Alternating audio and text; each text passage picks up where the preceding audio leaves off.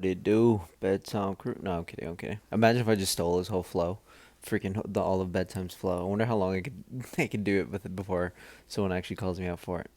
I mean, if you watch me, then you definitely know who the fucking guru is. You know who Lucas Tracy is. You know what bedtime is. At least I would assume so. But that's not important. What's important is we're going to a new location for the UFC, Baku, Azerbaijan. Which, as far as I know, there's only literally two fighters in the entire UFC that are from that country. Interesting choice. They could go to Korea, they could go to freaking Japan. Um, they could go to New Zealand. They could go they could go to Spain. They could go to Poland. They could go to South Africa. But no, you're gonna go to Azerbaijan. It's fine, whatever. Let's just get into it, man. It's a fight night. Muhammad Usman, Hamdi Abdel Wahab. Fuck Hamdi Abdel Wahab. He straight up robbed Jamal Pogues in his last fight. And what's even worse, not only did he rob Jamal Pogues, they literally cut Jamal Pogues right after that. So that's some fucking that just sucks so much ass. Um, Hamdi has nothing to do with that decision, but the fact that he was literally gifted this win in what was it, Abu Dhabi? It was at UFC 308. Was that in Abu Dhabi?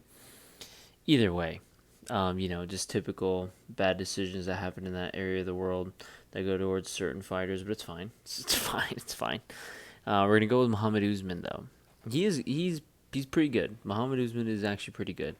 He does have some wins in the UFC. He's had some problems with grappling, but his striking, as far as I can tell, is where he shines at. And this is going to be a striking match. And Hamdi is, I'm not gonna say he's chinny, but he has a tendency to get hit. Jamal Pogues to fucking put hands on him, so I'm gonna trust Muhammad Usman to put some hands on him.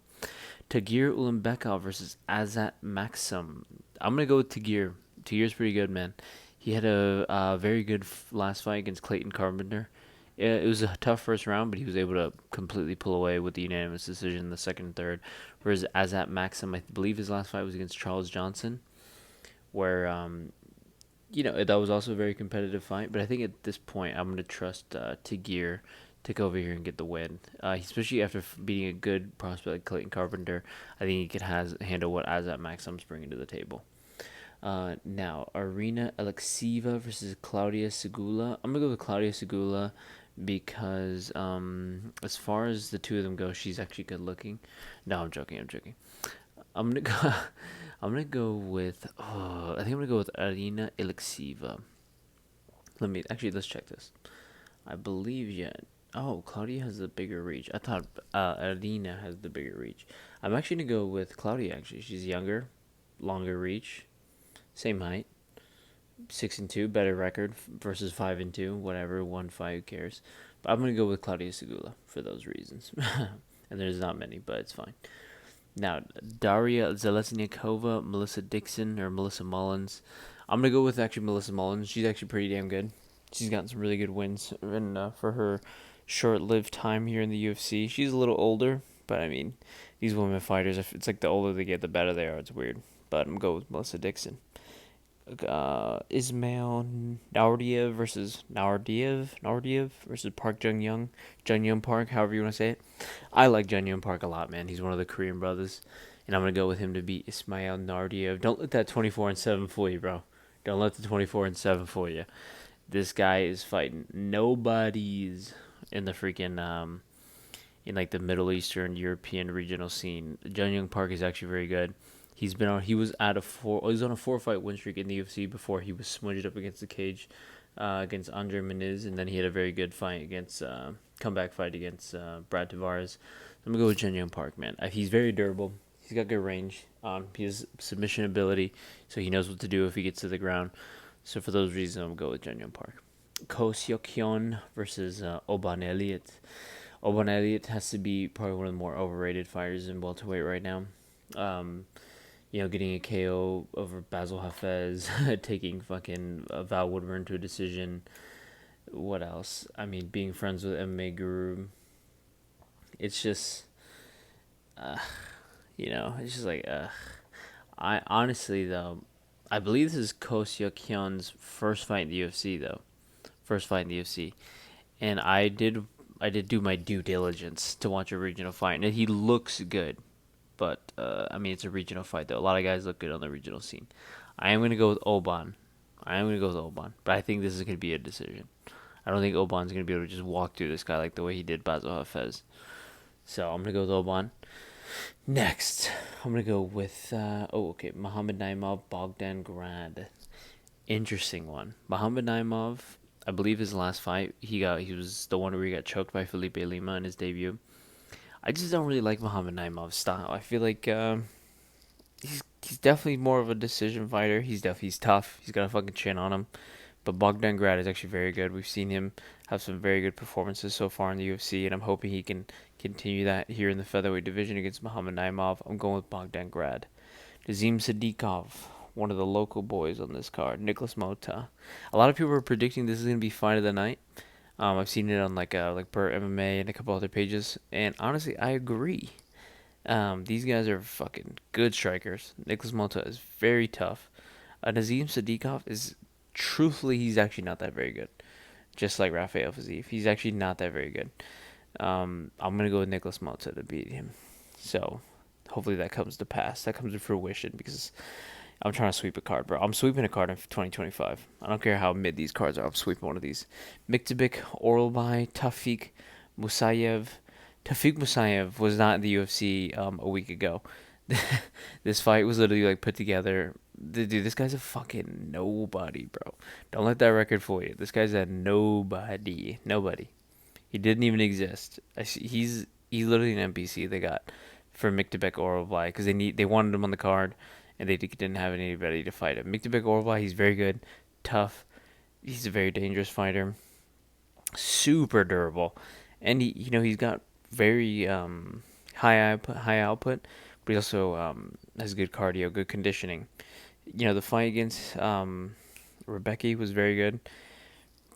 And, truthfully, Rebecca was tired at the end of that third round. If there was a fourth round, Mick DeBeck probably would have fucked him up and put him away. But unfortunately, it was a 3-round fight. So he wasn't able to do that. And he did lose. But I will pick Mick DeBeck to come back and beat Tawfiq Musayev. I feel like this is one of those fights that is kind of a lock. Out of all the fights on the card, this one's definitely a lock. Next one, Curtis Blades, Rizvan Kuniev.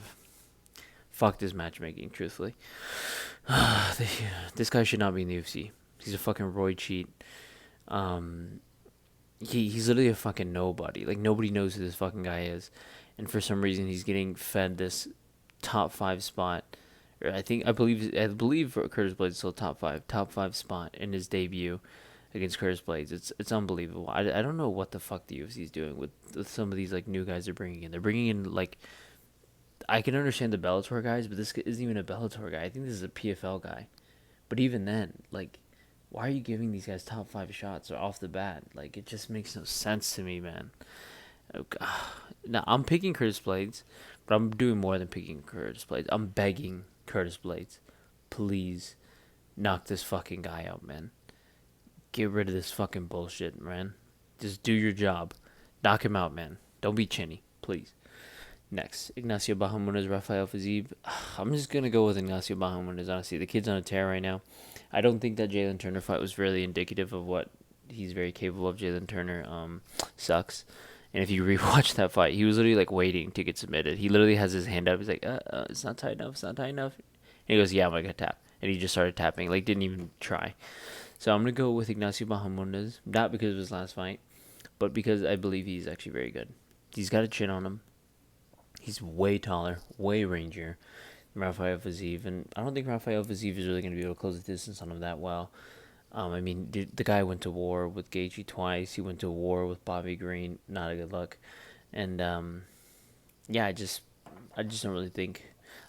truthfully, at this point, of Rafael Fiziev's career, I feel like there's not really much going on. He should have moved to featherweight, honestly. And he could have still been on the card with just a move to featherweight, but I guess he decided last minute not to. I don't know. But I'm going with Ignacio Bahamondes. Next, Khalil Roundtree, Jamal Hill. Is it safe to say, is it reasonable to say that Khalil Roundtree is probably one of the most overrated fighters right now? Yes, he did go to the 4th round with Alex Pereira. Yes, they did kind of have a bit of a war. But in the end, he got destroyed. Let's be real. In that 4th round, he was just getting pieced up. Pereira's doing whatever he wanted. There were some moments, he had moments. He tried. He went out there and he really went for it, which is great. It was a great fight. But I mean, other than that, like, what has he done his whole career? I mean, his strike differential is insane. He gets hit more than he hits other people. He takes a lot of shots. His output isn't really that high, and truthfully, he just really hasn't beaten anybody. That's like amazing. There's nothing on. There's not a single name on his record where you're just like, oh shit, you know what I mean? Like, oh damn, he's actually kind of good. Literally, I, this is what happens, man, with the UFC. And then this is just so recency bias, like too, like Jamal Hill. Yeah, he's got two L's, but it's against Yuri and Pineda. Those are good L's to have. Other than that, he's beating the shit out of a lot of fucking people. I was watching the press conference, and what Jamal Hill is right. They have common opponents other than Pineda, and the guys he's lost, Roundtree's lost to, are people that Jamal Hill has beat. I'm gonna go on. Fuck, I'm gonna regret this, aren't I? I'm gonna go with Jamal Hill, man. I believe in this fucking guy. I really do. I just need him to watch out for those leg kicks. Khalil, he can be nice and humble outside the cage all he wants. If that, that's probably how he is in real life. But when he gets in there, man, he's a motherfucker, and he's really gonna go for it. And he's gonna hurt him. He's gonna try to hurt him. Um, I think he's really gonna go for those oblique kicks. Honestly, I feel like he's really just gonna try and go for like the path of least resistance, get himself and he keeps talking about getting himself an easy win. It's definitely not gonna be in the striking, and it's definitely not gonna be in the grappling. The dude's never shot a takedown in his whole career. It's definitely not gonna be in the striking because I mean he's gonna get pieced up waiting in like, going waiting in to get land shots on Jamal Hill. So I believe he's probably gonna try and go for some dirty, like a freaking oblique kick. So Jamal needs to be watching out for that. But other than that, I feel like Jamal is gonna win. He lands a lot of shots, has high output, has very good defense. Typically, I will say typically, and don't let his body fool you, man. The guy's got power. He's got crack. He's got some durability to him. He went to war with Yuri. And he got caught by Pineda. It's respectable losses. They suck. It's unfortunate, but it's respectable. I'm going with Jamal Hill, man. Let me know what you guys think, man. Peace.